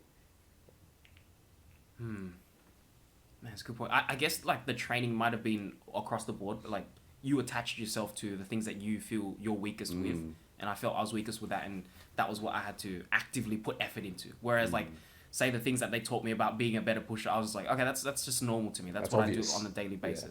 Yeah. It really is, right? Yeah. So I might not really like take note of it because it's a bit more like muscle memory for me. But yeah, like being a good puller has been. I've learned to kind of like that in itself is like a form of code switching. I feel like sometimes, right? Because you speak to someone and if you don't know how to switch, like you said, it's like you kind of buckle a little bit, like. So what's that term you're using? Code switching? Oh, code switching. Yeah, like. What does that mean? I guess in the context that I brought it up earlier was just that matching someone's energy, right? When you speak to someone, you go, okay, what's the slang and terminology that they're kind of bringing around here? Like, I wouldn't really use the exact slang that I use with you guys with my seniors at work, kind of thing. They use like a very specific like Aussie slang that I got to kind of fall into. Just being able to like jump between the vernaculars, I guess. Oh, interesting. Okay. Yeah. I've got a final topic here that I'm just curious about. What are your love languages, Cal? Whoa, what the hell? I've been like full thinking about this as well. The only reason I bring it up is because I had like another conversation with that same friend. So this also came up, and we were trying to figure out what yours is. Can I guess? Can I make a guess? Oh yeah. Wait. Actually, let me make sure I'm Okay. I even remember my own one. And then I'll make a guess. Are you allowed to have two? I feel like you're allowed to have more than one, right? I think so. I feel, at least anecdotally, that people tend to have a dominant one, and then they have a secondary one, and then the rest that kind of drop off. It's kind of like a Pareto distribution, I feel, like most things. You have like a very dominant one, and then a secondary one. I think. Okay. So let's. Because I did have a conversation in my mind about this. I think like a few weeks ago as well, like very explicitly, like what is my love language? Let me get to the bottom of it. Just had a bit of a conversation with yourself. Okay. Go for it. Have a crack at it. Oh, yeah, have a crack at it, and then give me a chance later, and I'll try to guess yours as well. Okay. I'm gonna go with that same model of a primary one and a secondary one. Yes. Primary, I feel might be gift giving. Secondary, I don't think it's physical touch. I don't think it's for some reason I don't think it's a quality time. Okay. It might be words of affirmation. What do you think? Well, Okay. is that all? So there's four. There's physical touch.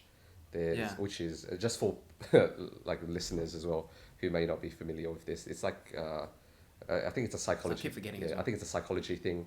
It's your love language is basically how you tend to show and recognize affection to other people. So it doesn't have to be with a romantic partner.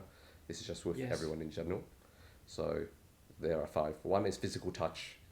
Two is words of affirmation, which is like saying like I love you or like stuff like that. Third is giving gifts. Fourth is quality time, and fifth is what is it? Acts of service. Is it acts of service? Acts of service. Yeah. Okay, cool. So there are five. There are five. Okay, you did get me on the gift giving one. Okay. I think gift giving is a huge part of my love language. Okay. What I've been wrestling with is definitely like an echo chamber that I've lived in for a very long time in terms of my love languages, and not being self-aware enough to go, hey, that's your love language. That's not my love language. Or yeah. Like no, like that's your love language. That's not theirs. Oh right. Ah yeah. You know what I yeah, mean? Yeah. So like, obviously, I'm speaking to my own relationship Yeah. and like making sure that a big part of thriving in our or doing better in our relationship Yeah. was that I recognized a lot of the things that Kelly did for me would kind of be I would not recognize because I was so in my own head and so damn self-centered that I thought the only two possible love languages were the two that I was really attached to, and the two that I frequently exercised, I guess. And so gift giving is a huge one. And I think the underrated thing is not only is it how, like you mentioned, not only is it the way that you show, but it's also the way that you recognize. It's like a confirmation bias thing, right? Like I tend to gravitate towards that. So if you're not gift giving me, I don't feel like you love me, kind of thing. You know what I mean? And it's so dumb, and it requires a little bit of effort. And it's funny that you brought up, because when I said a few weeks ago I had that conversation with myself, it was a lot of introspection in terms of exactly that, making sure that I kind of recalibrate everything that I see and my interactions with everyone, just because kind of holding my own biases accountable in that sense, right? But yeah, gift giving isn't my primary. I wouldn't say is my primary. I'd say gift giving is my secondary. Okay. My primary is probably acts of service. Acts of service. What did I guess for the second one? You said word. No, you said. I said words of affirmation. I'm gonna be real. If there was a third, it would be words of affirmation. You reckon? When you mentioned it, I kind of had a moment just to like quickly reflect over like a lot of the interactions I've had with my friends and family, you and everyone else, and I think I tend to push, and I'm not sure if it's. I love how so many times these conversations just end up as therapy for me, but like I feel like I didn't get some of that when I was young, so I pushed it in my life. How interesting, you know what I mean? yeah. Like, I do find myself a lot of times when I see you boys, I'll be like, oh, I love you guys so much. Like, you do say that. Like, I notice, I don't know if this makes people uncomfortable, and I hope it doesn't, but I tend to call a lot of people cute. And I feel like the toxic masculinity in me says, don't say that. It really pushes me back, but I'm like, man, stop this. I want to call all my boys cute. Like, I love them so much. You know what I mean? Like, you're cute. And you're cute. You are so cute. I love you. Right, yeah. And I found myself doing that a lot. And obviously people do that when they're drunk as well, and, you know, when inebriated and alcohol's in your system. But I found, now that you brought it up, I was like, man, I feel like that was a strong habit that I had growing up with a lot of my friends. Like, because I had to tell myself as well. It's not something I naturally did. I definitely, inside, I was like, push against that toxic masculinity and tell them you love them. Like, kind of go out of your way and really go against the grain and go against what's really uncomfortable inside and just go say it. I know it's, ew, what are you like? Yeah. A girl? Yeah. Feelings? Feelings? Yeah, and I would be like, man, I love you, bro. Like, I love you. Like, but yeah, I'd say words of affirmation right there as well. You're pretty damn close. So, but acts of service, I think in that sense, yeah, biggest one for me. I've always found myself like, and it's funny because,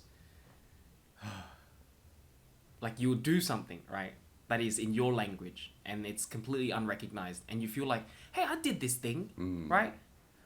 Why are you mad at me? Like, like, I know it's contrived. You did it just to get something back, but you know what I mean? It's like, wait, I've been expressing so much of my love, right? And it's like, oh, you don't care about me, kind of thing. Exactly, right? Why are we in this argument or whatever it is? Right. Wherein like maybe the core of the argument feels like, or even like, oh, you don't love me. And it's like, bro, what the hell? I've been doing all these things that I feel like I've been going out of my way, I've been putting in the work, right? And it's like, that is really... Do you mind sharing I found some concrete examples of ways you tend to show affection that may not sometimes get recognized? Yeah, and I really picked it up. I feel like I really did pick it up from my parents. A lot of it came from my parents. Like, my dad is exactly that, right? My dad's that type of person to really pride himself in doing things for other people and not saying anything about it. Like, I did it for you quietly. And like really just that in itself, being happy with himself that he did those things, right, for the people. And obviously it's not perfect, so sometimes when you don't recognize it, he gets sad, right? It really hurts him, like deep inside, where he's like, yeah, I did all of these things for you. I stuck my neck out, and you know, I sorted this out, sorted that out. And I find myself doing like very similar things. It's not perfectly healthy. I know it's bad sometimes, where it's like you do something and you're waiting to be recognized on that effort. I don't know. It feels a bit of human nature, but yeah, sometimes I'll do things.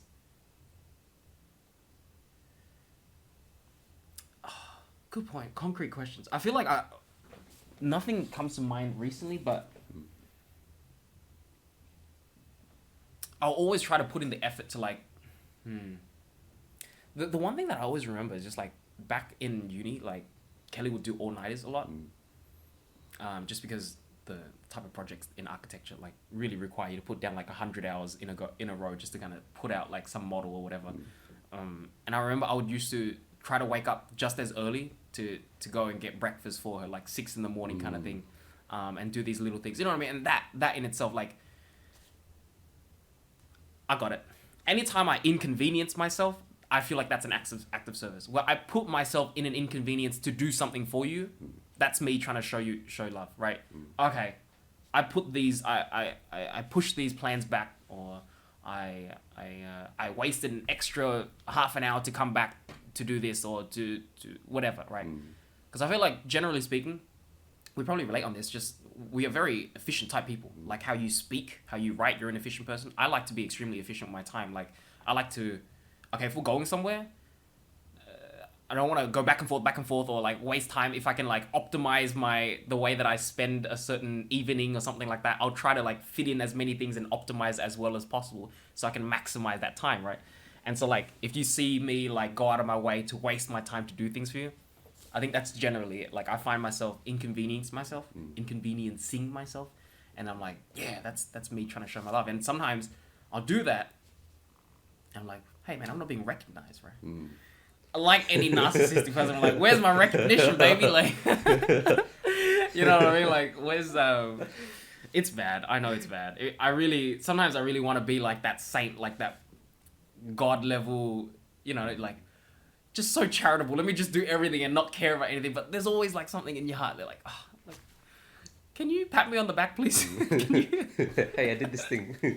Say thank you. It really is that. Yeah, it really is that. I don't think that's wrong though. It's like, it's just how like your emotions are, right? Like I think it's correct. I think it's probably correct to not feel great if someone doesn't recognize your like show of affection, right? I don't think it's. I think it's natural. No. I think it's right. It's like I get where you're coming from. Yeah, and I think it's all about, for me, what I'm thinking. The thoughts that, or my take on it right now is just learning to modulate that, and not having that really drive a wedge, say, between me and Kelly, right? Because she misses something that I did for her, because she speaks, and that's the other thing, right? Understanding that she recognizes completely different love languages was not something that was immediately obvious to me. What was immediately obvious was, yes, she expresses love a certain way, I express love a certain way. That was all. I only knew the first half of that story of, oh, your love language is the language that you show your love in. But the recognizing part was so important for me, and that's something that's just clicked for me. Like, because it gives me the ability to be more patient with her, and it probably gives her the ability to be more patient with me when I don't pick up on the things that I think she's more like quality time, and words of affirmation. If you were to guess, like, which one would be her primary?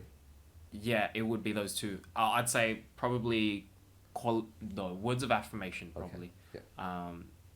But yeah, like, so seeing that she obviously shows me love through that way, making sure that I recognize that and I value it just as much as the love languages that I already like default to, but also like if she misses the things that I do for her, it's perfectly fine because of how biased I am in, like, how biased I can see myself being, like, if I'm not really super aware about this, because it takes a lot of effort to catch on all of these things, right? It's very easy to miss it. And that giving me just the ability to be slightly more patient and yeah, like, not really take it personally, like get too emotional about, oh, I did this for you and you didn't really say anything about it. Like sometimes I whine about it when I'm not perfect. So if you ask me, you're like, yeah, this guy whines about it all the time. Like, I'll definitely like complain about it. But yeah, I'm trying to like not let it get to me too much. But anyway, sorry. Let me flip the script. Let me flip the script. Let's go through the 5 again. So, words of affirmation, quality time. Words Gifts. of affirmation, quality time, gift giving, Physical touch, physical touch, acts of service. acts of service. Which ones do you think I am? Wait, now I'm feeling a bit of anxiety. I feel like I'm going to be a bad friend if I recognize it correctly. It's like, bro, what the hell? How dare you say I'm a good friend? So same like for me, I would think there's definitely a primary one that's by far stronger, and then a secondary, Yes. and maybe Yes. a third. So Is this something, would you say I'd be able to pick up on these like cues by being your male friend? Like this is like a love language that you express with your male friends as well as say, like intimate relationships. Like I guess the difference is like girlfriend, boyfriend. yeah. Okay. Yeah. I apologize for the dead air, listeners, because thinking. I'm really thinking about this. Because our friendship's on the line. It is. No, I'm kidding. No, Whoa, I'm not kidding. It's on the line. Oh shit. Your gift is on the line this year, Cal. Oh shit. Birthday gift. Oh, is that a clue? Will you help me there? No, his wasn't a clue. Okay, damn. I feel like physical touch. Okay, can I just do? Actually, no. Run Stuff, man, I'll go it all by. Run your thoughts. Yeah. I'm thinking. I'm thinking physical touch is definitely in there. Because the crazy thing was the guy to guy. I think when we've had conversations like really long D&Ms and stuff. And I think one of the first times that we did D&M, you were the first like male friend to be like, give me a hug, please. Or, okay, no, you weren't assertive in that sense. You're like, can I have a hug? And I was like, whoa, this is really progressive. I like this. Like, obviously, my high school would be like, what are you? What are you, a girl? Obviously, the same, like, you know, but I was like really happy. I was like, wow, this is really cool. So I think that in itself, that experience has skewed me to think that physical touch is definitely dominant somewhere there. It's definitely up in the 2. Because that stuck out to me as well, just because that wasn't my love language, and I've never really learned to develop that side, like the physical touch side. But physical touch, oh man, I keep forgetting it. Okay, acts of service, quality time. Physical touch and quality time, those 2. Interesting. Well, you're right on the money with physical touch. So. Fuck. Good Okay. framework. Is physical touch your dominant one as well, or by is it just far? Yeah. So I was having a bit of a think about this as well, because like normally when you think physical touch, right, you think it's very limited to like boyfriend, girlfriend, or whatever. Yes. But I've realized the way I express it with my guy friends is that I'll try to fight them. So I'll play fight with people, right? Yeah. Like I really like. I do that a lot. it didn't even hit me. I do Yes. that a lot. Oh, you want to roll? You guys want to roll? Even not that explicit. Sometimes I'll just like come up to you and start like shaking you or like. Like just like kind of like that wrestling like love. Yeah, that. yeah. Okay. So that's how I tend to show affection with guy friends. Yeah. And that's how like the physical touch part manifests. Quality time. Okay. Not so much to be honest. Maybe for my third, but I would say my second one is probably acts of service. But it's much lower, because the only reason I say that as well is because that's what I tend to notice when people like show affection to me in that way, or when people do things for me, I tend to like really recognize it, like, oh, this person cares because about you me. pick up on it. Yeah, I pick up on it. Whereas other things, I might not even notice. Like words of affirmation is not one at all for me. So when people like, I never give compliments really, or like I don't really say like, oh, I love you too much and stuff. And I don't tend to recognize it as well when people say it. When people say it, I'm just like, yeah, cool, bro. So yeah. Man, you know what? yeah, like honestly, like for me, the fact that you pointed out words of affirmation, and now I get more time to just stew over it, like, because wait, you did say that was your guess, right? Words of affirmation for me. Yeah, yeah. So I thought that was your Yeah. secondary. I would say it's still very close. It's not even like a, oh, it's really far third kind of thing. I'd say it's quite close. Like thinking back how often it is that I go around saying like, oh my god, and like just dishing out compliments just because say it comes to mind, and that's something that I've had to practice. That's the thing though. It's not. I think the reason why I push it back a bit further is because it's not a natural mode for me. Like I don't just go, I don't think a compliment and then just say it. I think a compliment and then I go. There's a lot of like pushback. Don't say it. Don't say it. And I'm like, man, stuff it. I want to say it. And then I've been like, I've had to really work against that. To just go, I love your outfit today. Like, I love your, like this, you love that, whatever, right? Yeah. And yeah, just trying to push myself to do it. But I feel like I do that quite often. Interesting, yeah. So words of affirmation is a pretty big one for you as well. It is pretty high, yeah. It is pretty high. But so for you, you were saying physical touch. And would you be right, like, in that sense? Because that was my lived experience, obviously. Shit, like, my lived experience with the context of being with friends with you for so long. And that in itself, was that, do you find that interaction, like, also an example of, yeah, that was a time where I think so, yeah. physical touch was, like, it was really big for you, and, like, I guess where you recognized it? Yeah.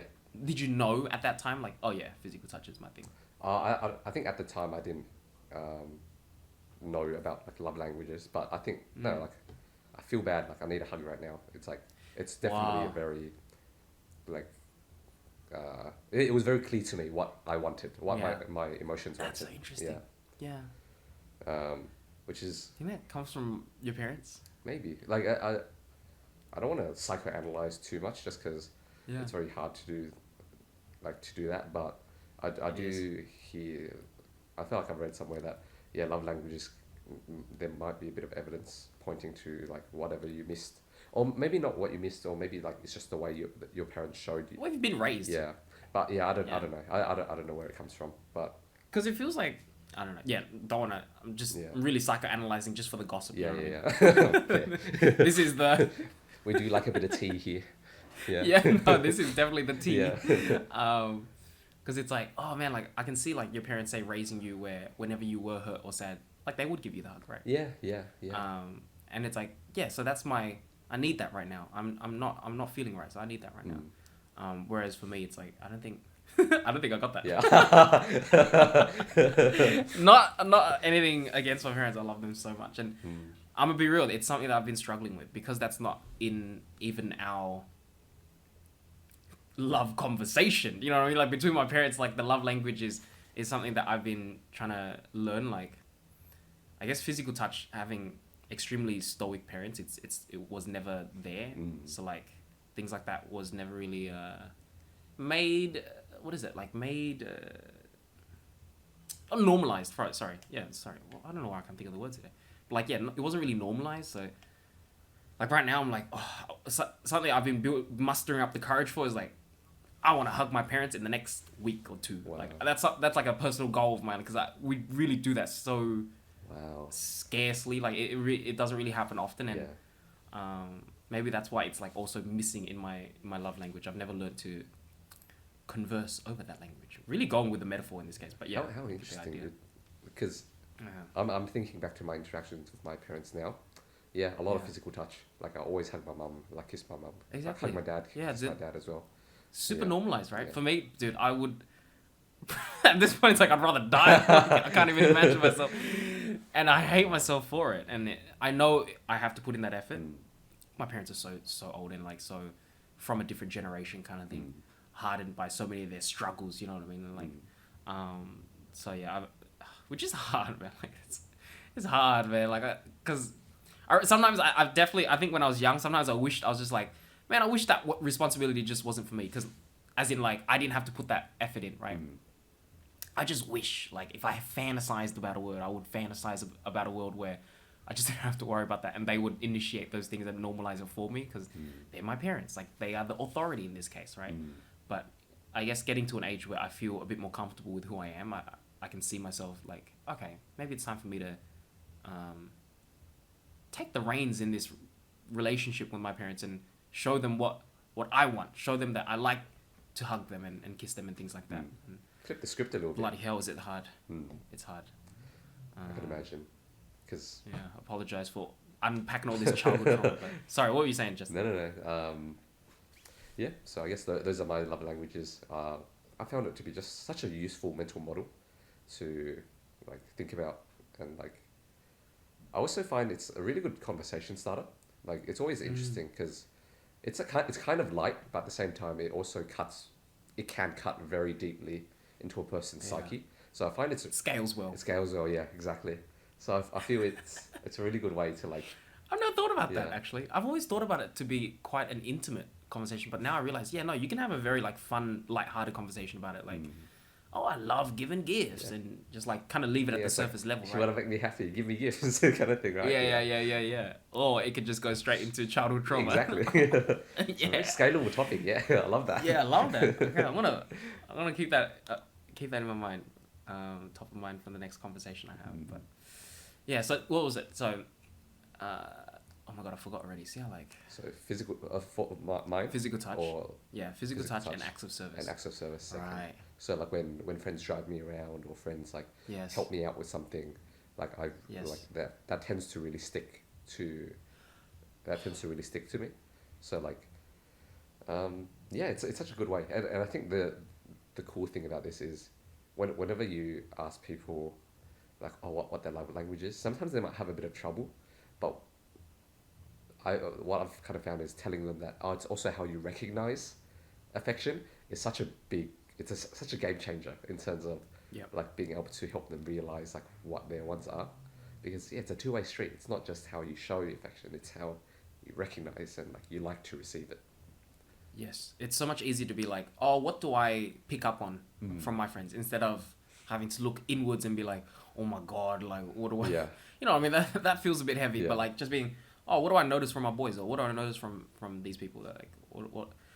I think that what you said about acts of service, I didn't get to articulate correctly, but that is probably another reason why I put it so high up. Like when someone does something for me, there's like a ledger in my brain, like, oh, this is a big, like, noted, big favor Yeah. owed by this person. You know what I mean? And Yeah. and I don't want to make it transactional. It means a lot to me, and I want to make sure I never forget about it. You know what I mean? And that like, it also builds like my perception of that person like hugely. It's a huge like, oh wow, this person is this type of person. Like they're real, you know, like they were very willing to help me out in this scenario or the whatnot, whatever the act of service was. But yeah, like I really, in a similar fashion, I put so much effort into like remembering those things, and but also it feels like a bit of projection, because I also feel terrible if I forget, right? Yeah. I feel absolutely terrible if you've done something for me, or if you've kind of like foot the bill for something and I completely forget. Yeah. I feel terrible. Wow. Yeah. Because obviously I forget easily, right? Yeah. But it also feels like a bit of projection where it's like I feel terrible every time people forget my act of service. You know what I mean? So then I never want anyone else to kind of like feel that. So I go the extra mile to make sure that, oh, you did that little thing for me, even if it's just a little bit. It's like, Yeah. noted. Yeah. Thank you for that in my ledger, right? Plus 10 Yeah. on your character. No, I'm kidding. It's like those. It's like the Sims, right? It's like those affection. You've got an affection bar. Yeah, straight up. Oh, yeah. Play Elden Rings, you know, attributes. But yeah, Yeah. I get that as well. I was on a date the other day, and like the girl would, like, it was kind of like weird. Like there was some weird interactions there, and I had a bit of a thing, and then I kind of realized her love language, I think, is acts of service. Because there were like moments where it's like I would get the sense like she kind of wanted me to like do shit for her. To do something. Yeah. Yes. Okay. So it was like, help me pick from the menu. There was kind of a moment where like the food came out, and then I was like, oh fuck yeah, spaghetti. Like I started digging in, and then like had a moment where like we just made eye contact, and she was like looking at me expectantly, and I think No I think way. she like wanted me to like plate her food up and shit. Yes. But yeah. Oh, very traditional. I love that. Yeah. I have not like come across anyone Yeah. like that in a very long time. It feels High like maintenance. no, look, I don't want to discredit her. You know what I mean? Yeah, Because yeah. it's extremely valid. Yeah. But it's just something. I feel like a lot of people that we hang around, It's like not like that. You know what I mean? yeah. Like, that's almost a culture shock. You telling me that, because if I met someone like that, I'd be like, whoa, like Yeah. I wouldn't know how to. I might freeze. I froze for it. I was like, Why aren't you eating? Yeah. But Because like it's like like we're kind of equals. You know what I mean? It's like eat, yeah, just yeah, eat. Because sure. I would also want you to eat. If your food's out, I want you to eat. Go for it, man. Like dig in. You know what I mean? Like I don't really care. But I Like guess it's like like we were saying this whole time, like different like love languages. People like yeah, show affection in different ways and receive and like yeah, want to recognize. yeah. It's awesome that she was confident enough to be like to push for that though. Oh, she Like, did. okay, she knows She didn't push for it or anything. I just got the sense Okay. afterwards, after like speaking to a friend, like a female friend afterwards. Okay. She was like, oh no, she wanted you to like do this, do that, because Oh, she was right. telling me a similar thing as well. It's a cool tip for any single guys listening. If a girl, like what she was saying was like, oh, when I want a guy to like choose for me, she'll kind Yeah. of drop a bit of a hint earlier on. It's like, oh, I really like lobster, like just earlier on in the conversation, and then it's kind of a hint for you to choose. Foreshadowing. Yeah, a bit of foreshadowing, Love right? that. And then I did a bit of a thing, and then I was like, damn, She did say she something did like say that? something like that. She was Oh, like, far oh, out. last time I came here, I really liked this like rice dish or whatever, this lobster rice dish, and then Yeah. the dish that we ended up choosing was, You got spaghetti. was like, it was a lobster spaghetti. Yeah. Oh, okay. Close Yeah. enough. Oh, sorry. Because I know you love spaghetti, I so do it like also, spaghetti, so it's also funny in my head when she's like, "Yeah, I really like this rice thing," and then you're like, "Oh, spaghetti, please." You're eating spaghetti. Yeah. Yeah. Oh, but you do have a passion for spaghetti, man. Spaghetti makes it on your Instagram story a lot. I'm like, It does. that's another dish. It really does. Oh, that's funny. Oh, that's really interesting about that. That you kind of came across someone like that. But yeah. I think there's still like, because for me, I feel like the reason why I say I respect her for even pushing back, not necessarily pushing back, but I feel like if I was in a scenario like that, it's so easy for me to just completely mask anything that I want and just, you know what I mean? Not even make you feel like you wouldn't even know that. Like that's how I'd play it. Like if I was on a date with you, Yeah. if we were on a date, right, and I did want you to order me the lobster rice or whatever that, you wouldn't even hear about it, man. Like, you know what I mean? And so it's interesting that she even dropped these little cues and clues. I think it guess, takes real and, like, confidence. It's like It I know does. I I know what respect I that. like kind of thing. It's like You know what? That kind of reminds me like of just. I think Kelly has a friend had, because she kind of left work, but like had a friend at work, and she was just telling me about this person. It was just really interesting. She's a bit older than us, and it kind of plays back into this what we're talking about, just knowing who you are and being confident in yourself, and something I'm struggling with, like something I don't know if it comes with age, and I don't know. I'm hoping it comes with age. I'm like, okay, I'm waiting for the time for it to come, but like Kelly was telling me how this person at work, very extroverted, but also like wears it on her sleeves kind of thing. Like would very confidently outright say like, yeah, I love talking. You know what I mean? I'm a talkative person. I love talking. I really just say that because sometimes I know I'm a talkative person and I know I love talking, but I play it down a little bit. I play it down a little bit, and like I get a bit of shame when I talk too much. But hearing about that, I'm like, wow, that's just so like. It was just so it was admirable in that sense because I know it can be embarrassing because I like I was telling you, pushing is my default state. So sometimes when I'm mindless and I'm not being extremely thoughtful in the moment, I can accidentally talk too much, right? Because that's kind of what I fall back to, and I feel bad. I feel a bit of guilt sometimes, because also it takes up airspace for other people. I also like really want other people to be able to speak up, and I don't want to barge in and be like, oh, Cal's speaking. He's the only one talking. No one else is going to be talking for the rest of the meeting or whatever it is like that. So I sometimes hold my tongue in that sense, but I just, hearing about that, I was just like, it was just so interesting to, in this case, only just hear about people who are so much more confident in who they are. Like, it felt intrinsic, you know what I mean? Like, the way that Kelly described this person and how she carried herself, it felt like there was an intrinsic confidence of like, yeah, this is me. Yeah. Deal with it. Yeah. You know what I mean? In a positive way, but in a very like This beautiful is who I way. am. And I think Yeah. this is who I am. Yeah. And like, not entitled, but like in that direction. I don't know what the word is, but like moving in the direction of, yes, stamping down your ground of who you are in that sense. And I was like, man, I really don't have that. And it's something I'm like, I don't know where I'm. What do you think about that, Justin? I'm 100% on the same page as you. I think I kind of grew up with maybe it's a cultural thing, but like growing up with my parents, right? they very their default mode is making sure other people are okay. It's not like what do I want. It's about what do you want. Are you okay? Let me help you out with this. Let me help you get out with that. So I think that's kind of I've adopted that as my default mode. But I feel it's important to be able to like properly stamp out like this is who I am. This is what I like. Yeah. Things Set like up your boundaries. Yeah, exactly. It's balance. I Balance. apologize. It really is, I but love it balance, really is yeah. because I do not want to discredit like the hard work that our parents have put into teaching us how important it is to think about other people, right? How important it is to like, if you have the space, go help someone else, right? If you have the bandwidth, go help someone else because you are in that privileged position. And I think that is so beautiful in itself, but you have to like regulate that and make sure that you're not completely stamping out your own opportunities to do just serve yourself, because there is also like a self-service element to it. You need to take care of yourself, right? And like bring it back, because something that I'm trying to learn, like but you know, I still appreciate like the things that our parents have taught us to like, okay, is this person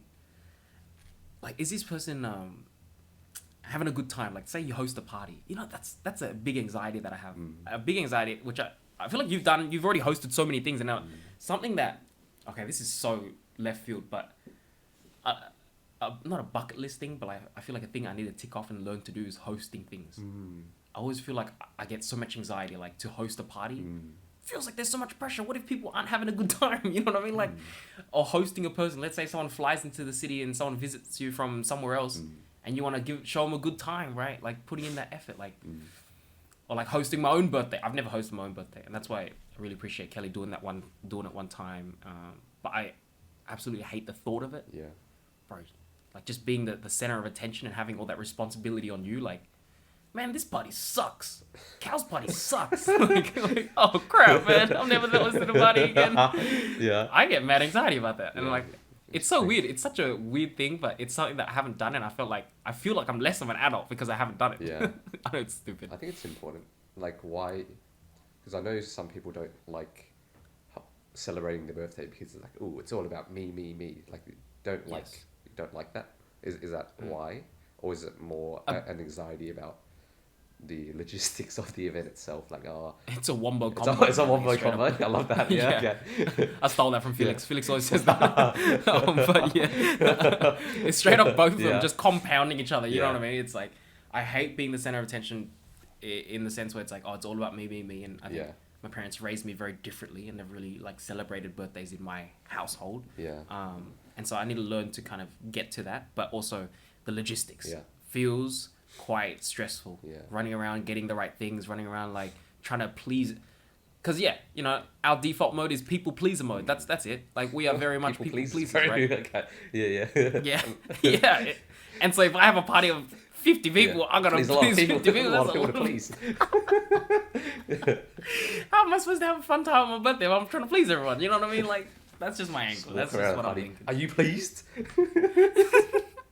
No, but it is that. Like, I feel like I'd imagine myself, like, if I did have a party, like, I would really try to jump. And I do see some people, I've been to parties where, like, sometimes the host does exactly that. And I respect that. Like say, I mean, throw names out, but, like, just for context, like, Edward. Like, I feel like Edward does that a lot. Because Edward, we have parties and, like, it's always a lot of different social groups that come together that kind of, like, converge. So not everyone knows everyone. So sometimes it kind of breaks out a little bit. And I remember just, like, one of the parties where he would just, like, constantly walk around, jump into a conversation for 10 minutes, jump to another one, making sure that everyone, like, has, like, a somewhat of a unified experience. And I was like, I respect it so much, right? Because it really does break down the barriers. No one's like, oh, I don't know that person, I don't want to talk. Because, like, the host is talking to everyone and bringing the conversation across to everyone. And putting that effort in. But I'm like, man, that is a lot of stress. That feels like a lot of stress. A lot of effort, I guess. Yeah. Is such an important skill, eh? Like, I love people like that. People who are good hosts, like, they can really make or break a party. Exactly. And I'm like, I want to be a good host, but now there's the pressure, you know what I mean? I'm like, I've never done it before, so I got to study up. Get a practice. Get some practice in, man. Serious. Yeah. Well, I think we're running out of time, but that was a very fun conversation, Cal. Let's finish off with our song recommendations for this week. Oh my God. It's been so long, I totally forgot. All good. I'm going to start with mine. I'm going to talk about it because I've Yes. been fangirling over this song for the last like Ooh. 2 months. It's Freaky Deaky by Doja Cat. Dude, Oh, I think I've heard this it. song's so good, dude. Apologize for my keyboard. Yeah. I just wanted to make sure I search it up and save it so I can hear it after this. Mm-hmm. It's so good. Yeah, it's so I good. love that. Yeah. This song, Freaky Deaky, amazing. Yeah. Dude, I've been telling everyone. I've just been like messaging. Mozart could never. Oh, Mozart, come on. Come on. His old years. Freaky Yeah. Deaky. Freaky Deaky. Okay. I'm definitely gonna check it out. Yeah, I Ooh, lived. with Tiger. It's such a fun song. Look, I heard it in dance class, and like that's kind of like where I get all my music now as well. I feel very like on top. Like I feel so cultured now because I hear songs as soon as they come out. Just because my dance teachers, they're like dancers, right? They love their music. They're really on the forefront. on the Like forefront.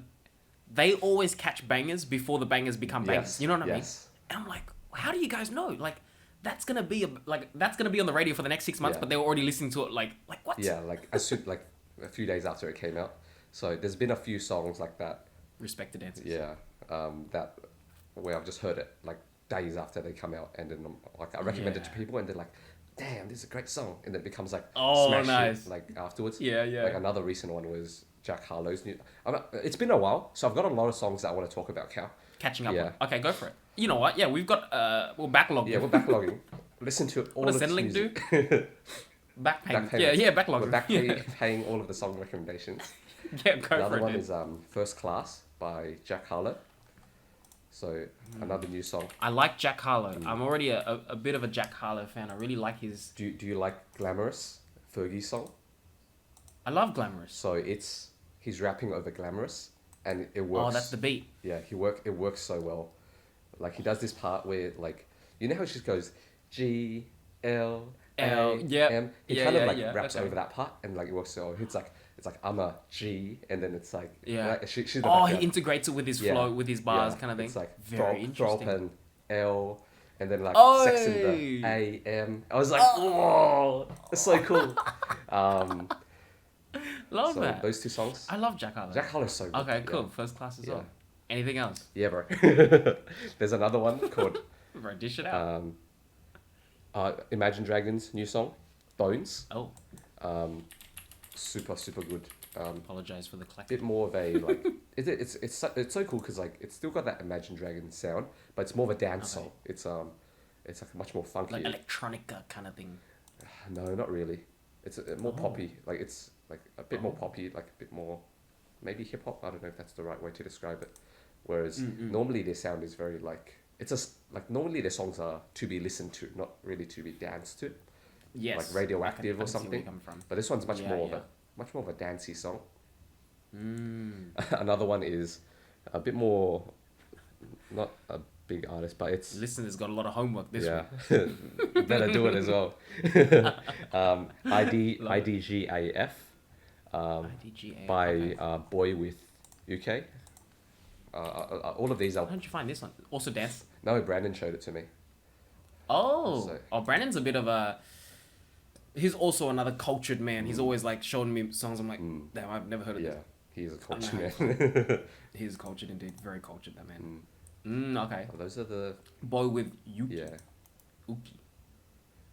Oh, I feel bad now, like, because I'm gonna be like, okay, what have you been listening to? And it's all been like extremely slow, deep house, progressive trance because I've been studying so much Yeah. and like, but Brian's been putting me on a lot of this like, like really slow, progressive, like extremely slow. And when I say slow, I really mean slow, like Interesting.